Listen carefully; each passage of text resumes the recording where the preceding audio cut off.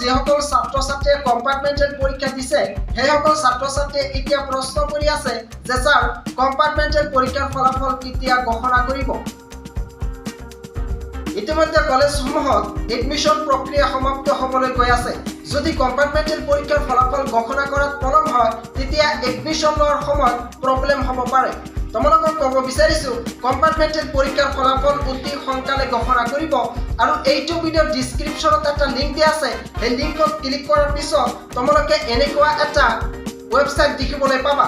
ইয়াতে স্পষ্টকৈ লিখিছে The Board of Secondary Education Assam is going to declare soon the SSLC and AHM Compartment Examination Result 2022.